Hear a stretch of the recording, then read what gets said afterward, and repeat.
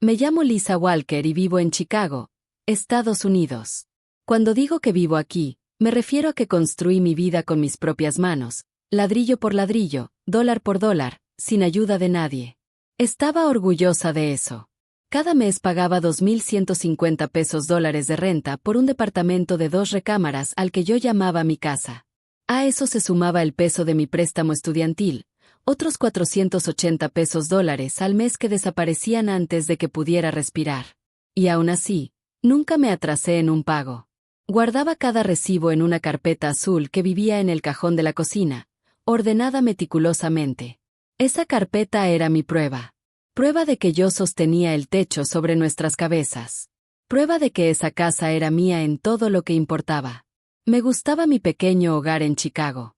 No era lujoso, pero tenía pisos de madera que crujían en invierno y grandes ventanas por donde entraba la luz dorada de la mañana. La sala olía ligeramente a café porque nunca pasaba una mañana sin él, y mi cuarto estaba lleno de libros que había coleccionado desde la universidad. Era mi espacio, mi refugio ganado a pulso. Eso fue antes de que llegara mi hermano. Mi hermano se llama Ethan Walker. Si tuviera que describirlo en una palabra, diría, consentido. Siempre tuvo esa forma de flotar por la vida, esperando que el mundo se doblegara ante él. Si se metía en problemas, mi madre lo rescataba. Si necesitaba dinero, ella torcía la cara con lástima y de alguna manera lo conseguía. Y luego estaba su esposa, Sierra. Ese tipo de mujer que podía pasarse la tarde entera limándose las uñas mientras las cuentas se acumulaban en la mesa. El tipo de mujer que cree que la vida le debe comodidad sin esfuerzo. Juntos eran una tormenta que yo nunca quise bajo mi techo. Pero un martes frío por la tarde, Ethan me llamó. Su voz sonaba demasiado ligera, demasiado casual. Oye, Lisa. Las cosas andan medio apretadas con Sierra. Y necesito un lugar para quedarme un tiempo. Me quedé callada. Sentí un nudo en el estómago. Este lugar es chico, le dije. No tengo espacio. Se rió, como si hubiera dicho un chiste. Ándale, es para familia. Tienes 2 recámaras, ¿no? ¿Qué daño puede hacer? El daño era claro, mi paz, mi espacio, mi dinero. Pero a Ethan eso nunca le importó. Para él, familia era solo otra palabra para aventón gratis. Una semana después, ya no era solo Ethan presionándome. Era mi madre. Caroline Walker, de carácter fuerte y lengua filosa, apareció en mi puerta un sábado por la mañana sin tocar. Olía a un perfume demasiado pesado para la hora y traía en los ojos esa mirada que me decía que ya había tomado una decisión que no me iba a gustar. Desocupa un cuarto para tu hermano, me dijo. Así, sin más. Como si su nombre estuviera en el contrato de arrendamiento. Como si mis meses de batallar y pagar no importaran. Enderecé la espalda. No. Esta es mi casa, mamá. Yo la pago. No voy a salir de mi propio cuarto. Por un segundo pensé que me escucharía, que entendería la verdad de lo que le decía. Pero en vez de eso, su cara se torció de enojo. Antes de que pudiera respirar, su mano me pegó en la mejilla, caliente y dura. Escuché el golpe más de lo que lo sentí. A mí no me hablas así. Me siseó. Su voz era baja pero llena de furia. Se te acabó tu tiempo. Me quedé congelada. Mi madre me había pegado, a mí, su propia hija, la que sostenía ese techo. Mi madre nunca había sido tierna, pero en ese momento algo dentro de mí se rompió. Me ordenó que saliera, que entregara mi cuarto, mi cama y mi escritorio para Ethan y Sierra. Detrás de ella, Ethan se recargaba en la pared con su típica sonrisa floja, como si hubiera ganado una batalla invisible. Sierra ni siquiera me miró. Estaba demasiado ocupada viendo sus uñas, como si el drama que se desataba en mi casa no mereciera su atención. Quise gritar. Quise recordarles que era mi nombre el del contrato, mi dinero el que se había vertido en ese techo, mi carpeta azul la que probaba que yo había construido esa vida. Pero en vez de eso, sentí el ardor en la mejilla y uno más pesado en el pecho. Mi familia me había convertido en extraña en mi propio hogar. Pero si pensaban que me iban a romper, estaban equivocados. No iba a quedarme ahí rogando por migajas de respeto. Fui a mi cuarto, el cuarto que tanto ansiaban quitarme, y guardé mi laptop en mi mochila. Saqué la carpeta azul con cada pago, cada recibo, cada carta del banco. Pesaba más de lo que recordaba y al sostenerla me recordó que no estaba indefensa. Mi cara ardía, pero mis manos estaban firmes. Cerré el cierre de mi mochila, me la colgué al hombro y caminé a la puerta principal. Nadie intentó detenerme. Ni Isen con su sonrisa, ni Sierra con sus uñas, ni mi madre con su mirada furiosa. Ellos pensaban que me habían sacado. Pensaban que habían ganado. Pero al cerrar con llave detrás de mí y deslizar la llave en mi bolsillo, yo sabía la verdad, la llave era mía. El contrato era mío. El dinero era mío. Ellos olvidaron esa parte. Cuando salí de esa casa, la casa por la que yo pagaba, la casa que creía mía, el aire de la ciudad me golpeó como una ola. Belmont Avenue se extendía frente a mí, ruidosa y viva. Las banquetas llenas de cafeterías, tiendas y desconocidos cargando bolsas. Mi mochila se sentía pesada, pero no solo por la laptop. Dentro, cuidadosamente guardada, estaba mi carpeta azul, la evidencia de cada dólar que había invertido en ese departamento. Esa carpeta era el único escudo que llevaba mientras me alejaba de mi madre, mi hermano y su esposa. Hacía frío esa mañana, ese frío de Chicago que atraviesa los abrigos y sacude los huesos. Me ajusté la bufanda, pero aún así sentí algo más profundo que el viento, una mezcla extraña de pérdida y libertad. No sabía exactamente a dónde iba, pero sabía que no podía regresar. Mientras caminaba, abrí mi teléfono y busqué un lugar donde quedarme. Encontré un hostal pequeño en Lakeview, a solo un corto viaje en camión, por 39 pesos la noche. No era glamuroso, pero era limpio y seguro. Reservé una semana, diciéndome que 7 noches me darían suficiente tiempo para planear el siguiente paso. Me detuve en un carrito de comida en la esquina, atraída por el olor de cebollas asadas. Compré un hot dog por 4 pesos dólares. De pie en la banqueta, con mostaza manchando la servilleta, conté lo que me quedaba, 120 pesos en efectivo y mi app del banco mostraba 3,460 pesos. Suficiente para respirar, suficiente para empezar de nuevo. Después de comer, me senté en una banca y dejé que la ciudad pasara. Mis manos seguían ardiendo por el peso de lo que acababa de pasar. Mi propia madre me había abofeteado. Había elegido a Isen y Sierra antes que a mí. Me llevé los dedos a la mejilla, no para sentir el golpe, sino para recordarme que era real. Saqué mi teléfono y llamé a Susan, mi amiga más cercana, que se había mudado a Nueva York 2 años antes. Contestó al segundo timbre. Lisa, ¿qué pasó?, preguntó, su voz afilada de preocupación. Estoy fuera, dije simplemente. ¿Fuera a dónde? Fuera de la casa. Me están sacando, Susan. Hubo un silencio por un momento, luego su voz volvió firme. Estudia. Ven a quedarte conmigo. Puedes quedarte aquí todo el tiempo que necesites. Cerré los ojos, agradecida por su ofrecimiento, pero negué con la cabeza aunque ella no pudiera verme. Aún no. Necesito pensar. Necesito respirar. Entonces prométeme que estarás a salvo, dijo. Lo prometo, respondí, aunque no estaba segura de creerlo. Cuando llegó el camión, subí y me dirigí al hostal. El viaje me llevó por bloques conocidos de edificios de ladrillo en Chicago, bares con letreros de neón y pequeñas tiendas que me recordaban todos los sábados que pasé comprando comida para un hogar que nunca me agradeció. Observé todo pasar como si perteneciera a la vida de otra persona. El hostal era sencillo pero luminoso. El recepcionista me dio la llave de una pequeña habitación con una cama individual y una lámpara. No era mucho, pero al dejar mi mochila en el suelo sentí un extraño alivio.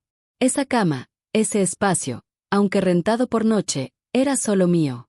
Sin Isen, sin Sierra, sin mamá encima exigiendo más. Esa tarde, me senté en el pequeño escritorio en la esquina de la habitación y abrí mi carpeta azul. Pasé cada página, el contrato de arrendamiento, los recibos de renta, los registros del préstamo. Mi nombre aparecía una y otra vez, prueba estampada en tinta negra. El nombre de Isen no estaba. El de Sierra no estaba. El de mi madre no estaba. Mis dedos flotaron sobre el contrato. Mi firma era la única en la línea de puntos. Por primera vez en todo el día, una pequeña chispa de confianza se encendió dentro de mí. Encendí mi laptop y escribí un correo a mi arrendador. Le dije que había dejado la unidad por problemas, que ya no podía vivir allí. No expliqué todo, Solo lo suficiente para que entendiera. Presioné enviar, con el corazón latiendo como si hubiera confesado un secreto. Menos de una hora después, él respondió: Lisa, tú eres la inquilina registrada. Podemos mudarte al departamento soleado de una recámara en el tercer piso si quieres. Mismo precio. Avísame. Leí las palabras 2 veces, luego una tercera. El departamento soleado de una recámara, mi propio espacio, mi propia ventana, misma renta, mismo contrato, sin vividores, sin gritos. Me recosté en la silla, dejando salir un largo suspiro que no me había dado cuenta que estaba conteniendo.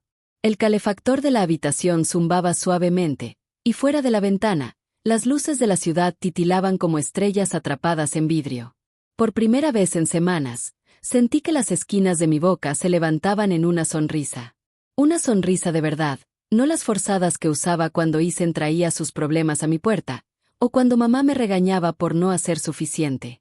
Esta era una sonrisa que solo me pertenecía a mí.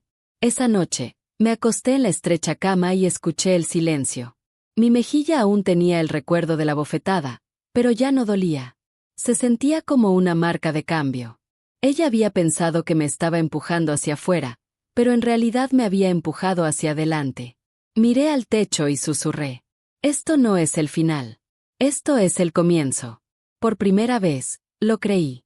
Un mes había pasado desde que llevé mi mochila, mi laptop y mi carpeta azul fuera del departamento que alguna vez llamé hogar.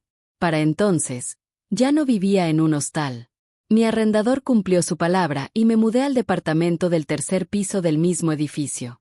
Era más pequeño que el lugar anterior, pero solo mío. Sin vividores, sin dramas familiares. Las paredes eran de un beige suave, la alfombra limpia, la ventana lo suficientemente amplia para atrapar el amanecer. La primera noche que pasé allí, me senté con las piernas cruzadas en el suelo desnudo, comiendo comida para llevar de un cartón y me dije: esto es libertad. Aunque sea solo yo, una lámpara y un piso donde sentarme, es mío. En las semanas siguientes, lo fui convirtiendo en un hogar. Compré un sofá usado por 85 pesos y lo subí por las escaleras con ayuda de un vecino amable. Encontré una pequeña mesa redonda en una tienda de segunda mano por 30 pesos, rayada y desgastada, pero lo suficientemente firme para sostener mi laptop. Poco a poco, el departamento empezó a verse como más que una simple caja. Parecía una vida empezando de nuevo. Un día, mientras caminaba por un mercado de pulgas, encontré una foto enmarcada de Londres. Era solo una impresión turística, de esas que encuentras en cualquier tienda de regalos, pero la imagen del Big Ben contra un cielo crepuscular llamó mi atención. Nunca había ido a Europa, pero esa foto me recordó que había un mundo entero fuera del caos de mi familia. La compré por 10 pesos y la colgué en la pared. Debajo puse una nota: un día, 1000 libras para el viaje. Ese pequeño sueño se volvió mi ancla. Durante un tiempo, la vida fue tranquila. Trabajaba, regresaba a casa, cocinaba comidas sencillas. Sentía la paz de entrar a un espacio que solo me pertenecía a mí. Pero la paz nunca dura mucho con mi familia. Era un domingo por la tarde cuando sonó mi teléfono. El número que aparecía era el de mi madre. Por un momento pensé en ignorarlo, pero la curiosidad me ganó. Deslicé el dedo sobre la pantalla y al contestar, su voz cortó el aire, aguda y exigente. ¿Por qué no has enviado los 3000 pesos todavía? Casi dejó caer el teléfono. ¿Qué? ¿No juegues conmigo, Lisa? Gruñó. Por la casa, por tu hermano y Sierra, por la comida, las cuentas, todo. Nos debes. Me congelé. Una risa brotó antes de que pudiera detenerla. No era cruel, solo incredulidad. De esa que surge cuando alguien exige algo tan absurdo que no sabe si gritar o llorar. Por la casa, repetí despacio. Mamá, yo pagué la renta todos los meses. Pagué los préstamos. Esa casa era mía. Me sacaste de ella. No te debo ni $1. Su voz se hizo más fuerte. No te atrevas a contestarme. Hemos estado luchando. Isen ha estado buscando trabajo. Sierra no se siente bien y las cuentas se acumulan. Tú eres la única con dinero. Vas a enviar los 3000 pesos o te arrepentirás. Presioné el teléfono contra mi oído, mirando el cuadrado dorado de luz del sol en el piso de mi nuevo departamento. Mi mandíbula se tensó. Pensé en todas las noches que me quedé hasta tarde trabajando horas extras, todas las mañanas que me levanté para pagar cuentas que nadie más movió un dedo. Y aquí estaba ella, exigiendo más, como si no hubiera sacrificado suficiente. No, dije, firme esta vez. No te voy a enviar dinero. Ni ahora, ni nunca. Maldijo entre dientes y luego gritó más fuerte, sus palabras borrosas por la ira. Aparté el teléfono, dejando que su voz se desvaneciera. Miré mi foto de Londres, la pequeña nota debajo, y de repente sentí algo cambiar dentro de mí. Ya no necesitaba su aprobación. Ya no necesitaba su voz en mi oído arrastrándome hacia abajo. Con un movimiento deliberado, colgué. El silencio que siguió fue casi hermoso. Minutos después, el teléfono vibró de nuevo. No contesté. Luego llegó un mensaje. Llámame. Te necesitamos. No nos abandones. Coloqué el teléfono boca abajo sobre la mesa y caminé a la cocina. Mis manos estaban calmadas.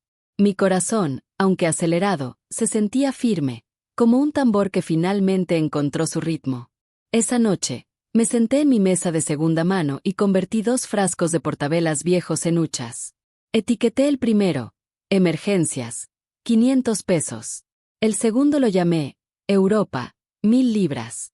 Para mi billetera, puse 50 pesos en el frasco de emergencias. Para el de Europa, escribí 20 libras en un post-it y lo dejé dentro. No era dinero real, pero hacía que el sueño se sintiera más cercano. Al mirar esos frascos, me di cuenta de algo. Mi vida finalmente era mía para construirla. No tenía que contestar sus llamadas. No tenía que explicarme a Isen o Sierra. No tenía que cargar el peso de nadie más. Cada dólar que ahorraba era un ladrillo en el muro que me separaba de ellos. Preparé té y me senté junto a la ventana, las luces de la ciudad titilando abajo. Pensé en todos los años que desperdicié tratando de ser la buena hija, la hermana responsable, la que lo sostenía todo. Y ahora, en este pequeño departamento de una recámara, con frascos que guardaban las primeras chispas de mi futuro, me sentía más viva que nunca. El teléfono siguió vibrando por días. A veces era mi madre. A veces Isen. Una vez, incluso Sierra escribió, «Es familia. Tienes que ayudar». Pero no respondí. Sus palabras ya no tenían poder. Me enfoqué en mis frascos, mi trabajo y mi paz. Empecé a darme cuenta de que una vida hermosa no es algo por lo que haya que rogar, sino algo que se puede construir paso a paso, dólar a dólar, decisión a decisión. En ese momento supe que no había perdido a mi familia. Me había liberado de ellos. Cuando me mudé al departamento de una recámara en el 3er piso, era solo medio hogar. Las paredes estaban desnudas. La alfombra todavía olía ligeramente a limpiador, y el eco de mis pasos hacía que el lugar se sintiera más como una sala de espera que como un santuario. Pero con el tiempo lo llené, no con cosas heredadas o recuerdos cargados de culpa de mi familia, sino con piezas elegidas por mí, para mí. El sofá de segunda mano, la mesa de la tienda de segunda, la foto de Londres y su nota sobre ahorrar 1000 libras. Poco a poco, mi departamento se convirtió en un lugar que llevaba mi sello en cada rincón. Y entonces, la vida me dio un regalo que no esperaba, un mejor trabajo. Había estado trabajando en una pequeña oficina de marketing, manejando hojas de cálculo y llamadas, cuando un antiguo colega me habló de una posición en un estudio de diseño en Babas Avenue. Dudé al principio. La incertidumbre aún me seguía como sombra, pero le envié mi portafolio y una breve carta. Una semana después me llamaron para una entrevista. El estudio no era nada grandioso, solo una oficina iluminada con pisos de madera y tableros de bocetos en las paredes, pero la energía dentro se sentía diferente. La jefa, Olivia, me saludó con un apretón de manos firme pero cálido. Tenía ojos agudos y una sonrisa rápida. El tipo de mujer que había construido su negocio valorando tanto la creatividad como la disciplina. Vamos a empezar con 28 pesos la hora, dijo después de hojear mi currículum. Y si todo va bien, hablamos de un aumento. Sentí que el corazón casi me explotaba. No era solo el sueldo, aunque era más de lo que había ganado antes. Era la confianza en su voz, la manera en que me hablaba como si valiera la pena invertir en mí. 2 meses después, Olivia me llamó de nuevo a su oficina. «Estás haciendo un buen trabajo», dijo simplemente. «Te subo a 32 pesos la hora». Así, sin más. Sin sermones sobre obligaciones familiares. Sin suspiros sobre cuánto debía sacrificar por alguien más. Solo reconocimiento, claro y directo. Con ese aumento llegó una nueva forma de vivir. Aprendí a hacer mi presupuesto de otra manera, no desde el miedo, sino con intención. Hice pequeños sobres para el súper, la renta, los ahorros y mi frasco para Europa.